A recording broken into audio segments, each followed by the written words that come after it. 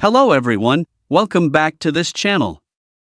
In this video, I will show you the easy and clear steps on how to turn off email reply notifications on HubSpot application. So how to turn off email reply notifications on HubSpot application? Make sure you keep watching this video until the end. Let's get started right away. Firstly, open the HubSpot app on your Android device. This is the initial screen of the HubSpot app.